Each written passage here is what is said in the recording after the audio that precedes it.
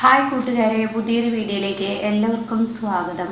അങ്ങനെ മാഷ് കയറി വന്ന പാട് രഘുവിനെ ഉണർത്തുകയാണ് കേട്ടോ. അങ്ങനെ മദ്യത്തിൽ നിന്ന് ഉണർന്ന രഘു അമ്പിളിയാണെന്ന് കരുതി മാഷിനെ അടിക്കാൻ ഒരുങ്ങുമ്പോൾ തൻ്റെ മുന്നിൽ അമ്മാവനാണ് നിൽക്കുന്നത് സത്യം മനസ്സിലാക്കണം കേട്ടോ. ആ അമ്മാവനാണ്, എന്താടാ നിന്റെ കൈ ഉയർന്നത്, എന്നെ അടിക്കാനല്ലേ, എന്നാ അടിക്കടാ അടിക്കടാ അടിക്കടാ എന്ന് പറഞ്ഞ് മാഷ് ഇങ്ങനെ ആവർത്തിക്കുമ്പോൾ അയ്യോ അമ്മാവനല്ല എന്ന് കരുതിയിട്ടാണ് ഞാൻ അടിച്ചത്, അമ്പിളിയാണെന്ന് കരുതി. അടിക്കട നീ, എൻ്റെ മോളെ എവിടെയാടാ എൻ്റെ മോളെ, ഈ വീട് നീ മദ്യശാലയാക്കി മാറ്റിയോ, എവിടെയാടാ?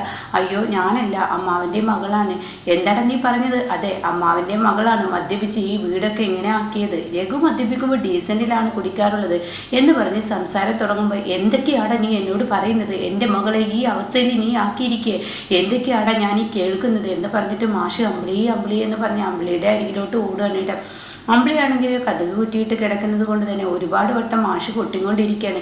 അമ്പിളി കതക് തുറക്ക്, ഞാൻ ചവിട്ടി തുറക്കണോ, നീ കതക് തുറക്കുന്നുണ്ടോ, ഞാൻ ചവിട്ടി തുറക്കണോ, നീ കതക് തുറക്കുന്നുണ്ടോ എന്നിങ്ങനെ ആവർത്തിച്ച് പറയുമ്പോൾ അമ്പിളിയാണെങ്കിലോ ഇതാ വരുന്നത്, ആരാണ് ഇത്, മനുഷ്യന് തല പൊങ്ങുന്നില്ല, ഇതാരാണ്, മര്യാദക്ക് കതക് തുറക്ക് എന്ന് പറയുമ്പോൾ ഞാൻ വരുന്നെന്ന് പറഞ്ഞില്ലേ എന്ന് പറഞ്ഞിട്ട് കതക് തുറക്കുമ്പോൾ ഓ അച്ഛനായിരുന്നു, പിന്നെ ആരാടിന്നാ നീ വിചാരിച്ചത്, നീ എന്താടി കാണിച്ചു കൂട്ടുന്നത്, എന്തൊക്കെയാടി നീ ഇവിടെ കാണിച്ചു, അത് പിന്നെ എന്നോട് ഇങ്ങനെയൊക്കെ കാട്ടിക്കഴിഞ്ഞാൽ എന്ന് പറയുന്നുണ്ട് കേട്ടോ. അങ്ങനെ അമ്പിളിയെ വലിച്ചഴിച്ച് മാഷി ഈ കിടക്കുന്നത് എന്താടി, ഇത് പഞ്ചരത്നം വീടാണ്, പഞ്ചരത്നം വീട്ടിൽ ഇങ്ങനെ മദ്യപിച്ച് കിടന്ന് കളിക്കാൻ ആരാടി അനുമതി തന്നത്, ആരോട് ചോദിച്ചാൽ നീ ഇത് ചെയ്തത് എന്നൊക്കെ പറയണേ, നീ മദ്യപിച്ചില്ലേ എന്ന് പറഞ്ഞാൽ അമ്പിളിയെ തലങ്ങും വിലങ്ങോട്ട് അടിക്കാനായിട്ട്, എൻ്റെ മൂത്ത മകളായ നീ ഈ ഒരു പണി ചെയ്തില്ലേ എന്ന് പറഞ്ഞിട്ട് തലങ്ങും വിലങ്ങോട്ട് അടിക്കുമ്പോൾ ഉടൻ തന്നെ മാഷ് എവിടെയടി എൻ്റെ ലച്ചുമോള്, എൻ്റെ പേരക്കുട്ടി എവിടെയടി, ലച്ചുകുട്ടിയെ കാണിച്ചു കൊണ്ടാന്ന് പറയുമ്പോൾ ലച്ചു അവിടെ ഉണ്ടാവും അച്ഛാ എന്ന് പറയുന്നുണ്ട് കേട്ടോ. അങ്ങനെ തൻ്റെ മകളെ ഓർത്ത് അങ്ങോട്ടും ഇങ്ങോട്ടും ഇങ്ങനെ ഓടിക്കൊണ്ടിരിക്കുകയാണ്, വീണ്ടും അങ്ങോട്ടും ഇങ്ങോട്ടും ഓടിക്കൊണ്ടിരിക്കുകയാണ്. ലച്ചു എവിടെ എന്ന് പറയുന്നുണ്ട്. ലച്ചു എവിടെയാടാ, ലച്ചു എവിടെ, അയ്യോ എനിക്കോ എന്ന് പറഞ്ഞിട്ട് രഘു പതിയെ എണീക്കുകയാണ്. എന്നിട്ട് മര്യാദക്ക് ലച്ചുവിനെ കണ്ടെത്തുന്ന പറയണം. അപ്പോഴേക്കും അമ്പിളി പോയി കിടന്നിരിക്കുകയാണ് കേട്ടോ. അങ്ങനെ മാഷ് നാല് പുറക്കെ നോക്കുകയാണ്, തൻ്റെ മകൾ അവിടെ കാണുന്നില്ലെന്ന് കാണുമ്പോൾ മാഷിനെ അങ്ങ് ഭ്രാന്ത് പിടിക്കുകയാണ്, എൻ്റെ പേരക്കുട്ടിയെ കാണുന്നില്ലല്ലോ, മര്യാദക്ക് എണീക്കട രഘു എന്ന് പറഞ്ഞിട്ട് രഘുവിൻ്റെ അടുത്ത് ചെന്നിട്ട് രഘുവിനെ അങ്ങ് തലങ്ങും വിലങ്ങോട്ട് കൊടുക്കുകയാണ് കേട്ടോ. എന്നിട്ട് പറയണം, മര്യാദക്ക് എൻ്റെ പേരക്കുട്ടിയെ കണ്ടെത്തടാ, എടാ നിങ്ങൾ രണ്ടാളും മദ്യപിക്കുമ്പോൾ നിങ്ങൾക്കിടയിൽ ഒരു കുരുന്ന് ജീവനുണ്ടെന്ന് നിങ്ങൾ ഓർത്തോ, നിങ്ങൾ തമ്മിൽ കടിപിടി കൂടുമ്പോൾ ആ കുരുന്ന് ജീവൻ്റെ അവസ്ഥ എന്തെന്ന് ആലോചിച്ചോ, ആ കുഞ്ഞിന് ഇനി എങ്ങനെ ഈ ജീവിതമാവുമെന്ന് നിങ്ങൾ ആലോചിച്ചിട്ടുണ്ടോ എന്നൊക്കെ പറഞ്ഞിട്ട് മാഷിങ്ങനെ ദേഷ്യപ്പെട്ടുകൊണ്ടിരിക്കുമ്പോൾ രഘു ആകെ ഭയന്ന് പോവാണ്. മര്യാദക്ക് ലച്ചുവിനെ കണ്ടെത്തി. അപ്പോഴേക്കും രഘു അമ്പിളി ലച്ചു എവിടെ എന്ന് പറയുമ്പോൾ അമ്പിളി വീണ്ടും കിടന്നോടന്ന് നീക്കാണ്. ലച്ചു അവിടെ ഉണ്ടാവും രഘു ഏട്ടാ എന്ന് പറയുന്നുണ്ട്. അവർക്ക് സുബോധത്തിലല്ല. അങ്ങനെ അവർ രണ്ടുപേരും കൂടി അങ്ങോട്ടും ഇങ്ങനെ തിരയുകയാണ് കേട്ടോ. അങ്ങനെ അവർ മുറ്റത്തോട്ട് ഓടുന്നു, ഒരു സൈഡിലോട്ട് ഓടുന്നു, ബാക്കിലോട്ട് ഓടുന്നു, റൂമിലോട്ട് ഓടുന്നു, ലച്ചുവിനെ തിരക്കുന്നു. അവിടെ എങ്ങും ലച്ചുവിനെ കാണുന്നില്ല. ഇവർക്കാകെ ഭയപ്പാടാവുകയാണ്. അയ്യോ ലച്ചു നീ എവിടെ പോയി, ദേ നമ്മൾ തെറ്റ് ചെയ്തു കേട്ടോ, നമ്മുടെ കുഞ്ഞിനെ കാണാനില്ല, ഇനി എന്ത് ചെയ്യും, ദേ നമ്മുടെ തെറ്റ് ചെയ്തു, നമ്മുടെ കുഞ്ഞിനെ കാണാനില്ല, ഇനി എന്താ ചെയ്യുക എന്നൊക്കെ പറഞ്ഞ് ഇങ്ങനെ കരഞ്ഞു തുടങ്ങുകയാണ് കേട്ടോ.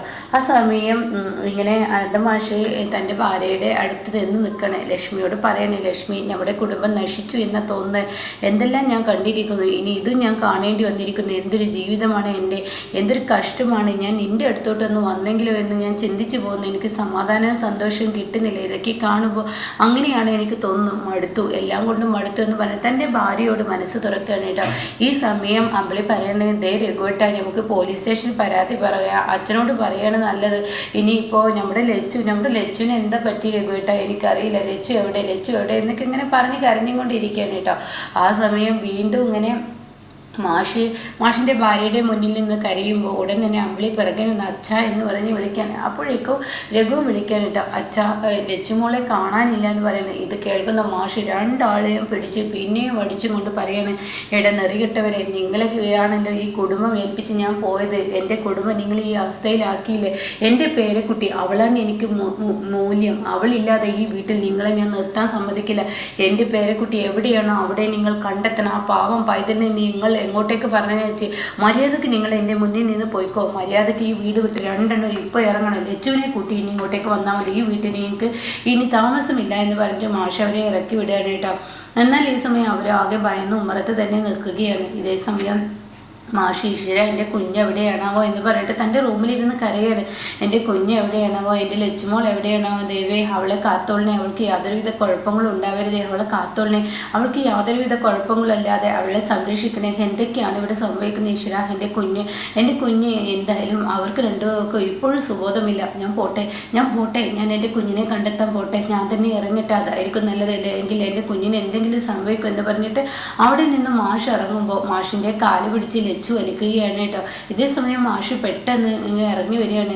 എന്തിന് ആരാണിത് എന്നറിയാൻ വേണ്ടി മാഷ് കട്ടിനടിയിലോട്ട് നോക്കുമ്പോൾ ലച്ചുമോളായിരിക്കും. ലച്ചുമോളെ നീ ഇതിനടിയിലുണ്ടായിരുന്നോ, മുത്തശ്ശ എന്ന് പറഞ്ഞ് കുഞ്ഞ് വിളിക്കുന്നുണ്ട്. നീ ഭയപ്പെട്ടോ? ഞാൻ പേടിച്ചു പോയി എന്ന് പറയണേ. എന്നാൽ പേടിക്കണ്ട കേട്ടോ, ഇനി മുത്തശ്ശനുണ്ട് കേട്ടോ, എൻ്റെ കുഞ്ഞിന് യാതൊരുവിധ കുഴപ്പങ്ങളും ഉണ്ടാവില്ല, ഈ മുത്തശ്ശനുണ്ട് നിന്നെ നോക്കാൻ, യാതൊരുവിധ പ്രശ്നങ്ങളും ഇനി എൻ്റെ കുഞ്ഞിനുണ്ടാവില്ല, മോൾ സമാധാനപ്പെട് എന്നൊക്കെ പറഞ്ഞ് ലച്ചുവിനെ തൻ്റെ മടിയിലെടുത്തിട്ട് ഒരുപാട് മിഠായി മേടിച്ച് തരാട്ടോ, പേടിക്കണ്ട കേട്ടോ, മുത്തശ്ശനുണ്ട് കേട്ടോ, ഭക്ഷണം തരാട്ടോ എന്നൊക്കെ ഇങ്ങനെ പറയുന്നുണ്ട്. അങ്ങനെ ആശ്വസിപ്പിക്കുകയാണ്. എന്നാൽ ഈ സമയം ഇപ്പുറത്ത് അനുപമ ഭക്ഷണം എടുക്കുകയാണ്. ആ സമയം സോന ഇങ്ങനെ ഭക്ഷണം പാത്രത്തിലാക്കുന്നുണ്ട് കേട്ടോ തൻ്റെ അച്ഛന് വേണ്ടിയിട്ട്. ചുടുവെള്ളവുമായി അനുപമ വരുമ്പോൾ ഉടൻ തന്നെ അനുപമ പറയണേ, ഇതും കൂടി കൊണ്ടുകൊടുത്തേക്ക് സോനെ, നീ തന്നെ നിൻ്റെ അച്ഛന് കൊണ്ടുകൊടുക്കുക എന്ന് പറയണം കേട്ടോ. ആ സമയം ഇല്ല, എനിക്കതിന് കഴിയില്ല എന്ന് പറയണേ. ഇതേ സമയം അങ്ങനെയൊന്നും പറയരുത് സോനെ, നീ കൊണ്ടുകൊടുക്കുക എന്ന് പറയണേ. ഇല്ല എനിക്ക് കഴിയില്ല, എന്തോ എനിക്ക് അങ്ങേരെ മുഖത്ത് നോക്കാൻ ഒരു മടി.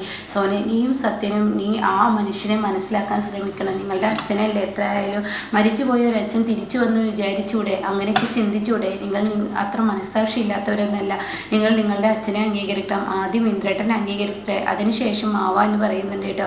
എന്നാൽ ഈ സമയം സുശീലയെ കാണിക്കുന്നുണ്ട്. സുശീല അർഷയും കൂടി അമ്പലത്തിൽ പോയിരിക്കുകയാണ്. അപ്പം അർഷയെ, നീ പറഞ്ഞിട്ടല്ലേ അങ്ങേരെ ഞാൻ ആ വീട്ടിൽ താമസമാക്കിയത്, അല്ലെങ്കിൽ ഞാൻ താമസിപ്പിച്ചിരുന്നില്ല, അങ്ങനെ വന്ന പാടെ എന്നോട് പറഞ്ഞത് ഞാൻ ഇന്നൊരു ദിവസം ഇവിടെ നിന്ന് ഞാൻ അങ്ങ് പോയിക്കോളാം എന്നാ. ഇതോടുകൂടി ആ ശല്യം ഒഴിവായിരുന്നു. എൻ്റെ ആൻറ്റി ഇനി അങ്ങേരെ സ്വീകരിക്കുകയും അങ്ങേരോട് നല്ലപോലെ പെരുമാറുകയും വേണം. എന്തൊക്കെയാണ് അർഷ നീ പറയുന്നത്? അതെ, എനിക്ക് ദേഷ്യം പിടിക്കുന്നു, എനിക്ക് ഇങ്ങനെയുള്ള കാര്യങ്ങൾ കേൾക്കുന്നത് തന്നെ ദേഷ്യമാണ്. ഇപ്പം തന്നെ ഞാൻ താമസിച്ച് നാട്ടുകാരെന്തെങ്കിലുമൊക്കെ പറയുമെന്ന് പറഞ്ഞിട്ട് ഇനി എന്നെ പേടിപ്പെടുത്തിയത് അതുകൊണ്ടാണ് ഞാൻ പറഞ്ഞത്. എൻ്റെ ആൻറ്റി കണക്ക് കൂട്ടലുകളെല്ലാം ശരി തന്നെയാണ്. ആ മനുഷ്യനെ അവിടെ നിന്ന് ഇറക്കി വിട്ട നാട്ടുകാരെല്ലാവരും പിടികൂടി അങ്ങേരെ പോലീസ് സ്റ്റേഷനിൽ ഏൽപ്പിച്ച് വീണ്ടും ആ വീട്ടിലോട്ട് കൊണ്ടെത്തിച്ചേരും. അത് ഇല്ലാതിരിക്കാനാണ്. ഇല്ല, അങ്ങനെയൊന്നും ഉണ്ടായിരുന്നില്ല, അങ്ങേര് തന്നെ ഇറങ്ങിപ്പോയിരുന്നു, അയാൾ തന്നെ ഇറങ്ങിപ്പോയിരുന്നു. കാരണം അയാൾ ആകെ ഒരു ദിവസത്തെ അവധിയാണ് ചോദിച്ചത്, ആ ഒരു ദിവസം മക്കളുടെ കൂടെ നിന്ന് അയാൾ തന്നെ സ്വയം പോയിരുന്നു. ഇതിപ്പോൾ മനുഷ്യൻ ആർഷ നീ പറഞ്ഞ വാക്കും കേട്ട് അയാൾ അവിടെ പിടിച്ചു നിർത്തിയത് ആപത്തായെന്ന് തോന്നുന്നു. അത് കേട്ട ഉടനെ എൻ്റെ ആൻറ്റി ഒരു കാര്യം ചിന്തിക്കുക, അവളാണ് ഇതിന് പിറകിൽ കളിക്കുന്നത്, ആ അനുപമ, അവളല്ലേ ഇപ്പം അങ്ങേരെ സംരക്ഷിച്ചത്. അപ്പം അതുകൊണ്ട് തന്നെ അങ്ങേരെ അവൾ ഇവിടെ നിന്ന് ഇറക്കിക്കഴിഞ്ഞാൽ ഇന്ദ്രൻ്റെ അമ്മ ആരാണെന്ന് അന്വേഷിക്കും. പിന്നീട് ഇന്ദ്രൻ്റെ അമ്മയിലോട്ട് അവൾ എത്തിക്കഴിഞ്ഞാൽ തീർച്ചയായും പണി നമുക്കായിരിക്കും വീഴുന്നത്. അതോടുകൂടി ആൻറ്റി കാര്യങ്ങളൊക്കെ ആകെ പോക്കാവും. ഇനിയിപ്പോൾ അവിടെ നിന്ന് തന്നെ അവളത് ചെയ്യില്ലെന്ന് എന്താ ഉറപ്പെന്ന് പറയുമ്പോൾ, ഇല്ല, അതിനൊന്നും ഞാൻ വിടില്ല, ഈ സുശീല വരച്ച വരക്കപ്പുറം അയാൾ നീങ്ങാൻ പാടില്ലെന്ന ഓർഡറുമായിട്ടാണ് ഞാൻ മുന്നോട്ട് പോയിരിക്കുന്നത്. അതുകൊണ്ട് തന്നെ സുശീല വരച്ച വരയിലോട്ട് അപ്പുറം അയാൾ നീങ്ങത്തൂല, അവിടെ തന്നെ നിൽക്കും. പിന്നെ ഇന്ദ്രൻ്റെ അമ്മയെക്കുറിച്ച് വെളിപ്പെടുത്താൻ അത് അയാൾക്ക് ഞാൻ അനുവദിക്കില്ല, അതിന് ഞാൻ വിലങ്ങ് തടിയായി തന്നെ നിൽക്കും, അതൊരിക്കലും ഞാൻ സമ്മതിക്കില്ല. അതുകൊണ്ട് ഞാനൊരു കാര്യം പറഞ്ഞേക്കാം, എന്തായാലും അതിന് ഞാൻ സമ്മതിക്കത്തില്ല എന്ന് പറയണേ കേട്ടോ. അപ്പം ഈ സമയം ഈ വാക്കുകൾ കേൾക്കുമ്പോൾ ഉടൻ തന്നെ ആ ഹാൻഡി ഇങ്ങനെയൊക്കെ ആയാൽ നന്ന് എന്ന് പറയണേ. ഇതേ സമയം അനുപമയാണെങ്കിലും ഭക്ഷണവുമായി പുറത്തോട്ട് കിടക്കുന്ന സമയം സുശീല കഥക് തുറന്നു വരികയാണ്. എന്നിട്ട് സുശീല പറയണേ, ഇടി നീ എങ്ങോട്ടടി പോകുന്നത്? അതെ, അച്ഛന് ഭക്ഷണം കൊടുക്കുക. അച്ഛനാ? ആരുടെ അച്ഛൻ? ഇവിടെ അച്ഛനും കൊച്ചിനുമില്ല. ഞാനൊരു കാര്യം പറഞ്ഞേക്കാം, ഇവിടെ അങ്ങർക്ക് റേഷൻ ഭക്ഷണം കൊടുത്താൽ മതി, ഇങ്ങനെ അയാൾക്ക് കറിയൊക്കെ എന്തിനാ കൊടുക്കുന്നത്? അപ്പോൾ സോന പറയണേ, എങ്ങനെ ഭക്ഷണത്തിന് കറിയില്ലാതെ കഴിക്കുക? അതൊന്നും ഇവിടെ പറയണ്ട, എന്നോട് പറയണ്ട. ഭക്ഷണം കഴിക്കുമ്പോൾ അത് കറി അയാൾ കഴിക്കണ്ട, അയാൾക്ക് കറിയും ചിക്കൻ കറിയും മട്ടൻ കറിയൊക്കെ കൂട്ടി കൊടുത്തടി, എന്നാൽ അത് ചെയ്തടി, അതായിരിക്കും നല്ലതെന്നൊക്കെ പറഞ്ഞു ഒറ്റ എടുക്കുമ്പോൾ തന്നെ എങ്ങനെ കറിയില്ലാതെ കഴിക്കുക? മതിയടിയോ, അവളെ ഫ്ലാസ്കിലൊരു വെള്ളം അയാൾക്ക് കൊടുക്കേണ്ടത് എന്താണെന്ന് എനിക്കറിയാമെന്ന് പറഞ്ഞിട്ട് പ്ലേറ്റിലുള്ള ഭക്ഷണം ചപ്പാത്തി 2 എടുത്ത് ഒന്ന് അങ്ങോട്ട് തന്നെ തിരിച്ചിട്ടിട്ട് 2 വെച്ചിട്ടുണ്ടെന്ന് പറയുന്നത് കറി അവിടെ കൊണ്ടുവെക്കുകയാണ്. പച്ചവെള്ളം കുപ്പിയിലാക്കി കൊടുക്കുകയാണ്. എന്നിട്ട് കൊടുത്തത്. അയ്യോ, ഇതെങ്ങനെ കൊണ്ടുകൊടുക്കുക എന്ന് അനുപമ ചോദിക്കുമ്പോൾ, ഇത് കഴിച്ചാൽ മതി, ഇവിടെ എൻ്റെ ജീവിതത്തിനനുസരിച്ച് അയാൾ നിന്നാൽ മതി, എൻ്റെ ശിക്ഷ മുഴുവൻ അയാൾ ഏറ്റുവാങ്ങണം എന്നുള്ള ആ ഒരു ഇതോടുകൂടി സുശീല പോകുമ്പോൾ സോനയ്ക്ക് സങ്കടമാവുന്നു കേട്ടോ. ഇതേ സമയം അയാളുടെ അടുത്തോട്ട് ചെല്ലുകയാണ്. ശേഖരനോട് അനുഭവം പറയാണ്, അച്ഛാ എങ്ങനെ കറിയൊക്കെ ഇല്ലാതെ കഴിക്കാൻ എന്ത് ചെയ്യാനാണ്, ഇതൊക്കെ അമ്മയുടെ കളികളാണ് എന്നൊക്കെ പറയുമ്പോൾ ശേഖരൻ പറയണം, മലരാ മണലാരുണ്യത്തിൽ ഒരുപാട് കഷ്ടപ്പാടുകൾ ഞാൻ അനുഭവിച്ചതാണ്. അവിടുത്തെ റൊട്ടി എന്ന് പറഞ്ഞാൽ വലിച്ച കിട്ടാത്ത ആ റൊട്ടി കഴിക്കുമ്പോൾ അതിനൊക്കെ എത്ര സോഫ്റ്റാണ് ഇതിന് കറിയൊന്നും വേണ്ട, ഇങ്ങനെയൊക്കെ മതി, ഇതൊക്കെ കഴിച്ചോളൂ, അതൊന്നും കുഴപ്പമില്ല. എന്നാലും അച്ഛാ ഈ സമയം അച്ഛന് കടന്നു പോകും, നാളെ നല്ലൊരു സമയം അച്ഛന് എത്തും, അത് ഉറപ്പുള്ള കാര്യമാണ്. എനിക്കറിയാം മോളെ, അതൊന്നും കുഴപ്പമില്ല എന്നൊക്കെ പറഞ്ഞ് കണ്ണീരോടുകൂടി ശേഖരൻ ആ ഭക്ഷണം കഴിക്കുന്നു കേട്ടോ.